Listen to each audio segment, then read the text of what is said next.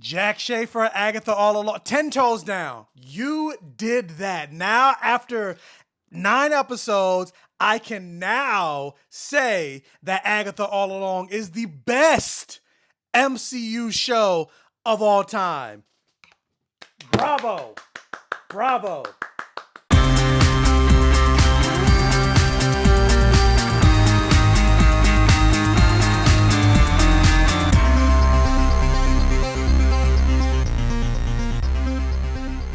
And welcome to my safe haven, everybody. Thank you guys so much for clicking on another video and joining me here on the Black Gay Comic Geek channel. I got some new subscribers here on the channel, so if this is your first time checking out one of my videos, thank you for joining me here on the channel. Let me introduce myself. My name is Michael.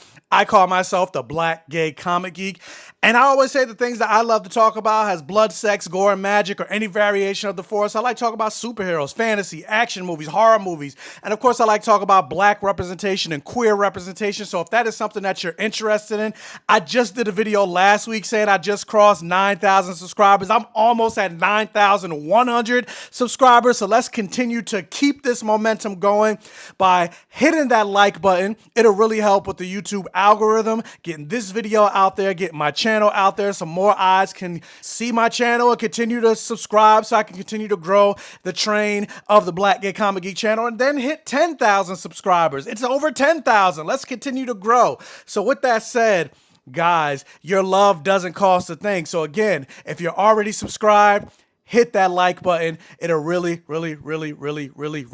help. So with that said, guys, I am both excited and depressed because another episode, 2 episodes of Agatha All Along, but these are the 2 season or maybe series finale of Agatha All Along, which means next Wednesday, there's no new episode. What am I going to do with myself? There's no Interview with the Vampire. I got to wait for season 3.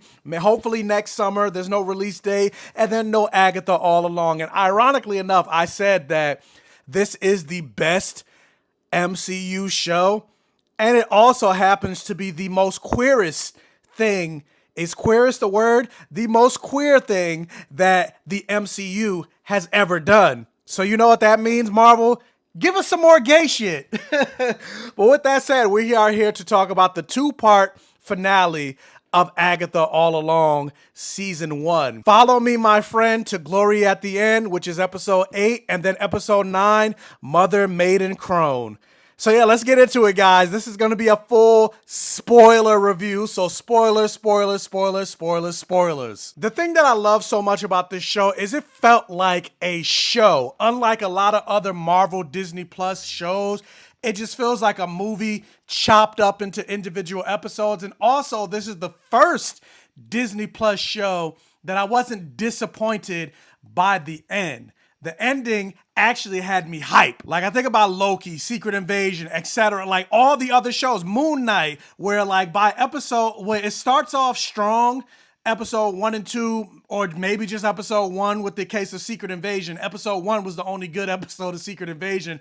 But then by episode 3, like I think about Falcon and Winter Soldier, it starts to fall apart for me. Or WandaVision, for me, it was the finale. It was really what they started doing with Monica Rambeau, and then also some other stuff with WandaVision while I was like disappointed by the end of WandaVision. I still love most of WandaVision, but by the end of it, I was like, I'm disappointed by the end. But Agatha All Along, I was here for the ride from start to finish. But with that said, not everything is perfect. So let me get my criticisms of episodes 8 and 9 out the way first, because it's not a lot. This video is mostly going to be me gushing and screaming about what's to come and what we got in this episode. But to get my criticisms out the way first, I still feel like I do wish, even though I love the way this show ended, I still kind of wish we got more episodes in this first season, because I also feel like there was still things that I wish got explained or that I wish we got more of. Like, for example, I wish we got to see how Rio and Agatha met. Now, you can say with this case of the story that we got, it wasn't important. But for me, I feel like it was important only because I'm just curious of like how they met each other, and I wanted to see more of their relationship develop. You know, being that they are the first woman-on-woman romance that we're getting in the MC. Well, no, not the first, because we got a little bit or a tease of Captain Marvel and Valkyrie in the Captain Marvel 2 movie, The Marvels. It was a tease, but it was just a tease. But this one is less of a tease. It's not subtext, it's actual text. And so I wish we got to see more of that relationship develop, how she was able to fall in love with Death, and not only that, but how did Death fall in love with her. But then also, more importantly, there was a moment in episode 2 where Agatha and Rio were fighting, and Rio says to Agatha, "You can't kill me," which obviously we know now because she's Death. You can't kill Death. But then on the flip side of that, Agatha says to Rio, "You can't kill me either. It's against the rules." What does that mean? So I thought she perhaps made a bargain by sacrificing her son to like allow her to be able to live forever, but we find out from episode 9 that that wasn't the case. So why is it that it's against the rules for Rio to unalive Agatha?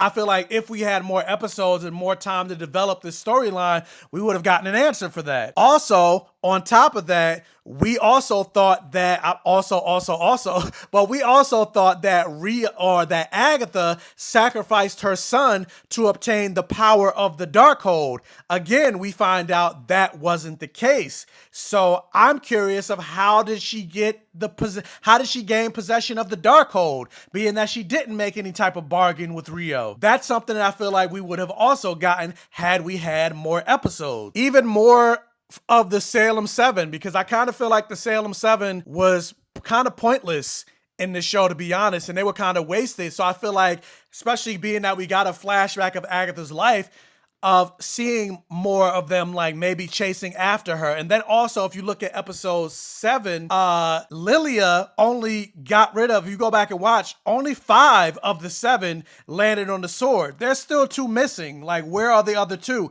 Either it was a mistake on the show's part of only showing 5 and saying, because they said you got rid of all of the Salem 7, or maybe we're going to see more of at least the 2 in other incarnations, being that Agatha is still alive, undead, but for the sake of this world, she's still alive. So maybe we'll get the Salem 2 still coming after her. I don't know, but I still wish we got more development of the Salem 7. If we had more episodes, we could have gotten that. I do wish we got to see more of like the conversation that what conversation did Billy have once he came back home and he was missing for 24 hours? Did he tell his parents the truth? I feel like we would have gotten more of that had we had more time and more episodes. I wish we got to see a return of Eddie, his boyfriend, because last we saw him, he was calling him on the phone because obviously Billy told him what he was doing. And so I wish we got to see a conclusion of that. And then also, I just want to see a little bit more of Jennifer Kale, Sashir Zameda. Like, she was great. I loved her character. I loved her story. I loved her arc. We're going to get more into that later, but I want to know, like, where did she go? Are we hopefully going to see more of her character in the future? I hope so. I hope this isn't the end of Jennifer Kale in the MCU. But yeah, I think that's really my only criticisms regarding these last 2 episodes and then this show in general. But with that said, let's get into how great this show is, and then just the smartness of the writing. The fact that it was Billy all along, like, what? The fact that he was the one that created the Witch's Road, and very much so like mother, like son. And this is the go to show the smartness and the geniusness of the writing, because one of the questions that I had is, what was it that tipped Agatha off that he wasn't her son? Because remember, you had that moment in, I think it was episode 5, where right before her and Rio were about to kiss, she said, "That's not your son." But then we find out that she always knew that he wasn't her son, and she always knew that he was the son of Wanda. And I was like, what was it that tipped her off? Because he could have been anybody's kid. What was it that tipped her off that he was the son of the Scarlet Witch? And then we find out in that flashback moment where she said, like, you and your mothers have the same tell, but she didn't say what it was. It was literally in the fact that he, unbeknownst to him, created the Witch's Road, just like Wanda, unbeknownst to her, created the Hex. The same power of creation. And it's just like the geniusness of the writing. It was Billy all along. But the only difference is after he tried to redeem himself and get rid of the hex and then engrave the names of the witches that were lost, that he feels guilty for creating the Witch's Road. He took responsibilities for his actions, unlike Wanda, but then also he didn't, find an evil dark book and get corrupted by it and then go into Multiverse of Madness, which in my mind, I'm gonna just pretend Multiverse of Madness doesn't exist because I honestly think it destroyed Wanda's entire arc in WandaVision. But that's a whole nother conversation. But yeah, like mother, like son. And then also like mother, like son, like imagine the residents of Westview. Granted, they don't know what happened, but seeing another magical being show up, because it was very much like similar to WandaVision where Billy walked off and put his hood up, just like Wanda walked off from Westview and put his hood up. Again, like mother, like son. And it also explains, this is something I said in a previous review. I was like, I don't think Agatha has been on the Witch's Road. Like, I think she's lied about it. And then part of what made me think that is like when they finally got to the Witch's Road and Agatha was like looking around, she looked shocked. And then when they were looking towards her, because the rumor is, or the legend is, that she's the only witch in history that's completed the Witch's Road, and how they were looking towards her for advice. And she was just like, yeah, we got to be, the road is going to test us. And I'm like, it looks like she's making it up. Kind of like the WandaVision song. We're making it up as we go along. And I'm like, it feels like Agatha's making it up. It completely makes sense now because she was making it up. The Witch's Road is not real. Billy created it. I'm like, all of this stuff, like, I need to go back and watch all of Agatha All Along from start to finish. Now that, like, all of these pieces that this show put in motion is just making so much sense. And I'm just like, ha ha, ha ha. Like, again, Jack Schaefer and the writers and other people that are behind this show, y'all did that. Y'all did that. Especially like all the callbacks with Lilia and her episode. Like, y'all did that.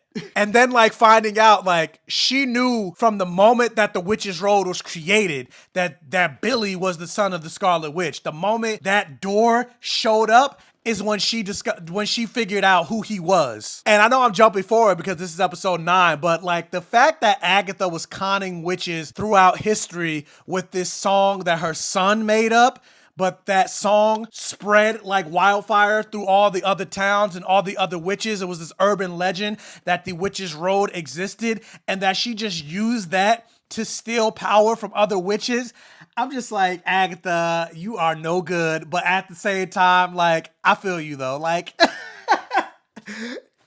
Agatha's a villain, but I'm still going to defend her. Like, I still love her character because Catherine Hahn is like eating down in this role. And I'm so glad we're getting to see and going to see more of her character, because that was one of my fears going into this show, that she wasn't going to make it out of this. But also, and I wish I made this in a video, because while I was walking around and hanging out with friends yesterday in New York, I was like, because in the comics, we know that Agatha gets unalived by Wanda. And also I made a video about the origins of how Billy and Tommy came about. And in that video, I mentioned that Wanda was helped by the spirit of Agatha Harkness. This isn't unusual for Agatha Harkness to be unalived in the comics, but still come back in a ghostly form and mentor Wanda. And I was like, I had the thought that I felt like Catherine Hahn was not going to make it out physically of this show, but she was going to come back as a ghost figure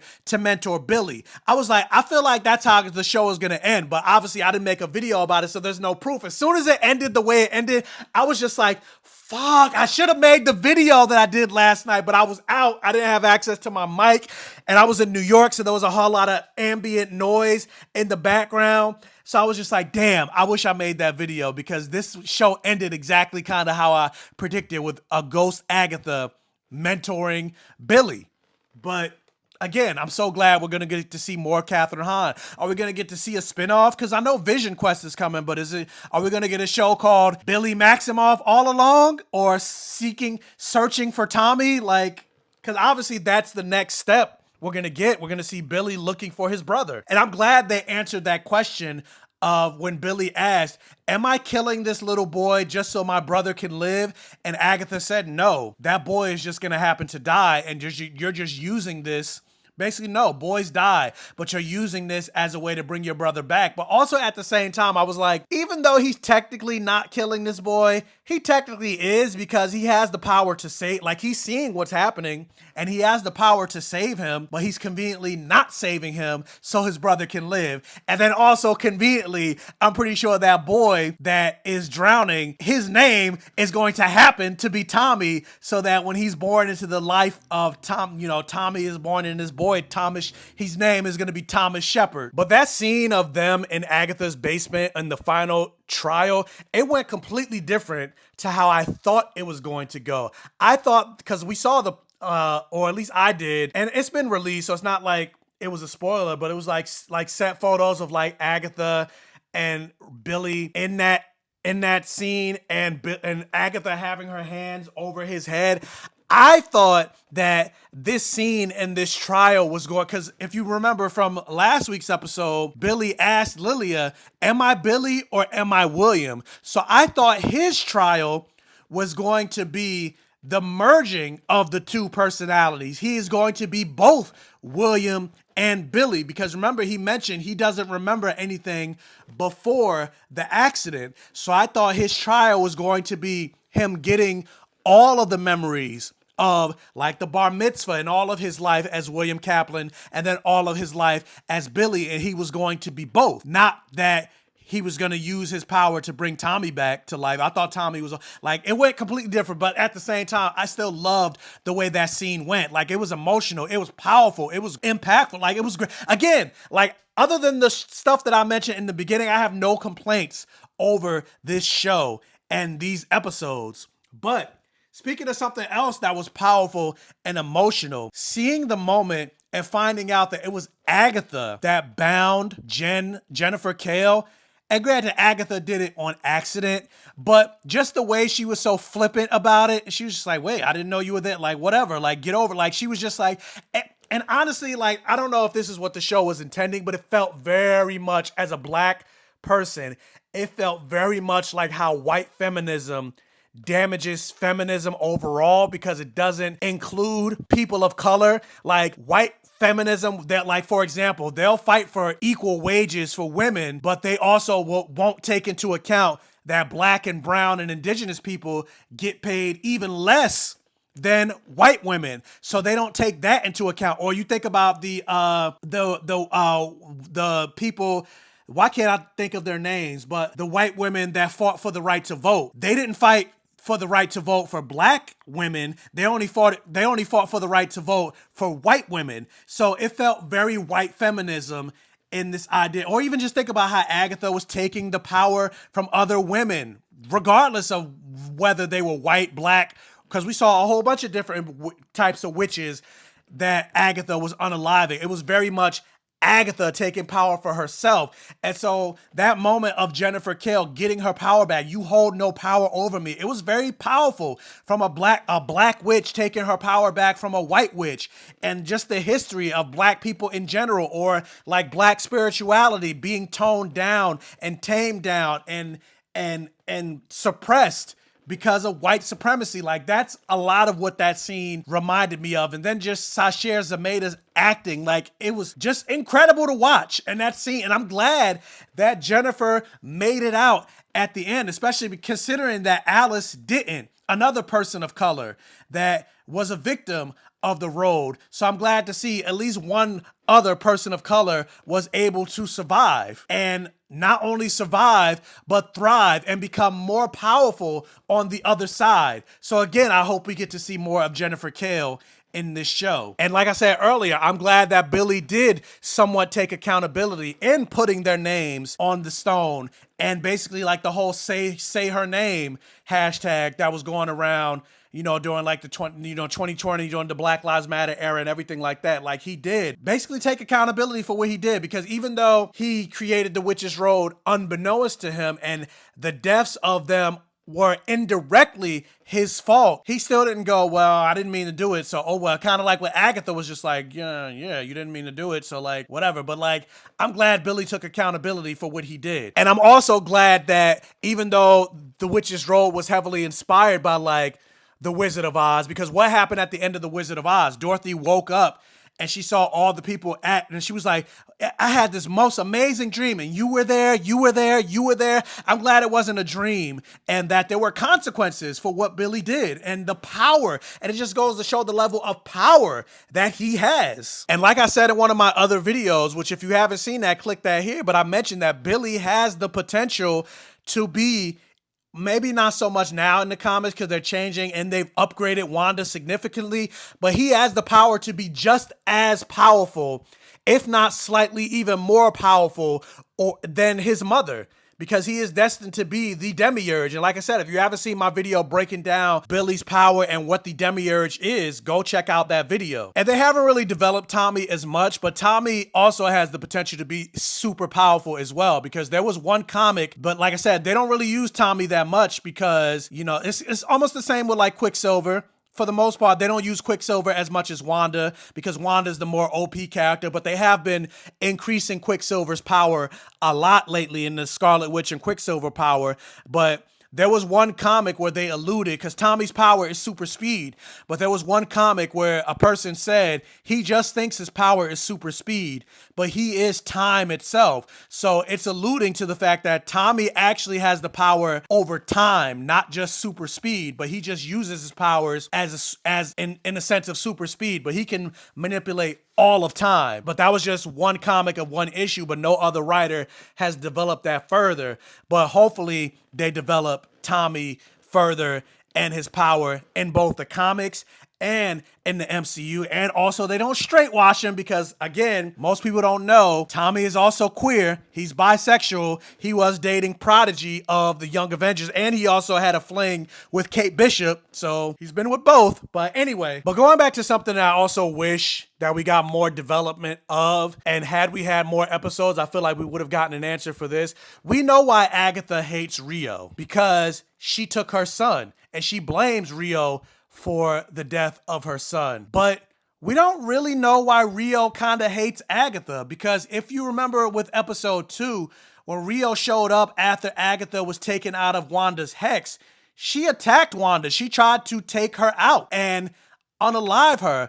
But like, then you get to episode 9, we see that Rio loves Agatha and that she didn't want to take Nicholas, and she came to her as a warning because that was her lover. And she even said, no one in the history of the world has gotten the special treatment, because in the eyes of death, that is special treatment. She gave her 6 years with her son, even though her son was supposed to have died in childbirth. Granted, in Agatha's mind, that wasn't a gift, because you still lost your son. Any mother losing their son, no matter how much time you have, it's still never enough.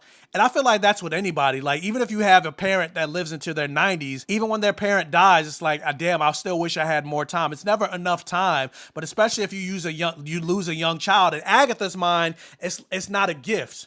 A gift would have been not having her child die at all. But in Death's mind, it's like, I gave you something that nobody else has ever gotten. But like, I still kind of feel like, why does Rio hate Agatha so much? And I feel like we never really got an answer for that, even to the point that she was like, yeah, the Salem 7 is coming after you, and I'm not going to come after you myself, but I'm going to tell them where you are, and hopefully they get you.